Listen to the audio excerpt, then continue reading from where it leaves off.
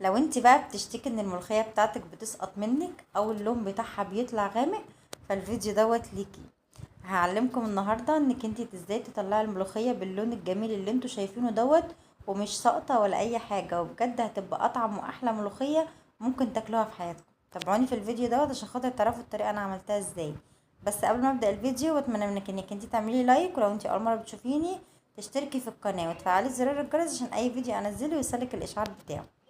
اول حاجه هنا يا بنات، انا جبت هنا حله. انا لسه ما شغلتش عليها النار ولا اي حاجه، انا جبت حله كده وحطيتها، وهبتدي بقى ان انا الملوخيه ديت مخروطه او انت عاملاها في الكبه او زي ما تحبي. انا عاملاها في الكبه، وهتشوفوا القوام بتاعها ولونها جميل جدا، ولا اتأثرت ولا غمقت ولا اي حاجه. فهنا الخطوه ديت مهمه جدا لنجاح الملوخيه. في الاول بتحطي الملوخيه وبعد كده بتنزلي عليها بالشوربه، مش العكس. الخطوه دي بتخلي انك انت الملوخيه بتاعتك ما تكتريش ليها شوربه، لان انت اوريدي الملوخيه محطوطه، فالشوربه هي اللي هتحطيها على الملوخيه.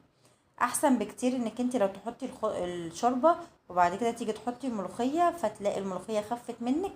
الملوخيه لما بتخف ملهاش علاج، انما لو هي تقيله مفيش مشكله، هتخففيها تاني ومفيش مشكله. هنا كده خلاص القوام بتاعها حلو كده معايا.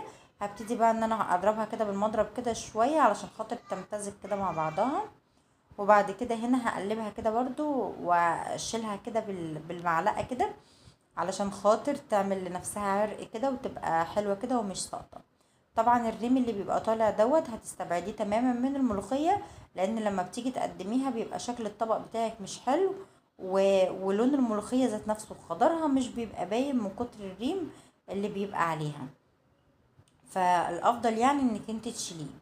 انا هنا كده خلاص شلت الريم بتاعي، وهسيب الملوخيه مش هتغلي، يا دوب تكون الحله بتاعتي قايمه تغلي على النار، واقوم طافيه عليها. علشان خاطر الملوخيه بتاعتك لو غليت هتلاقيها سقطت منك كده وما بقتش حلوه، هتلاقي الورق كله نزل تحت والميه طلعت فوق وما بقتش حلوه. هو يا دوب كده تقوم تغلي كده وتقومي طافيه عليها. وبرده كمان لو غليت كتير هتسود منك ومش هيبقى لونها اخضر بالشكل اللي انتوا شفتوه في اول الفيديو. هنا كده خلاص كنت طفيت على الملوخية. هبتدي بقى ان انا اعمل الطشة بتاعتها.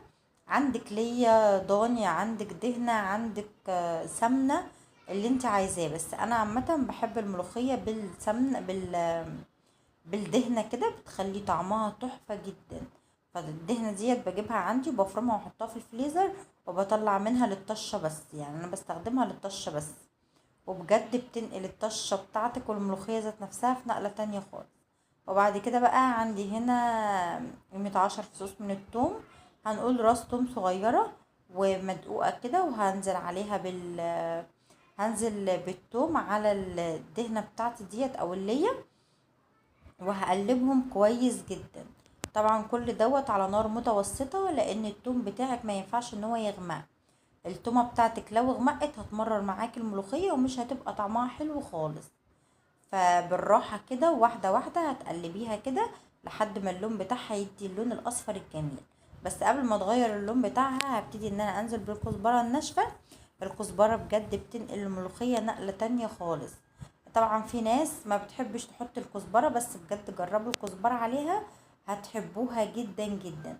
وما ينفعش انك انت تحطي الكزبرة كده من الاول، علشان لو حطيتيها في الاول هتتحرق والتومة هتبقى لسه ما اصفرتش، فتحطيها اول ما التومة تبتدي ان هي تغير لون.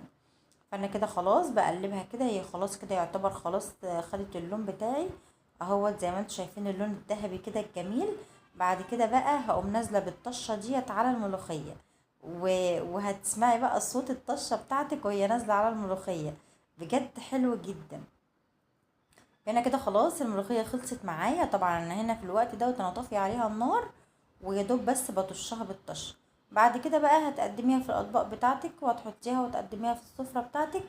طعمها ولا اروع من كده، وزي ما انتوا شايفين الخضار بتاعها تحفه جدا جدا اهوت، ولا هي ساقطه ولا هي اي حاجه، والقوام بتاعها حلو كده، ولا هي تقيله ولا هي خفيفه.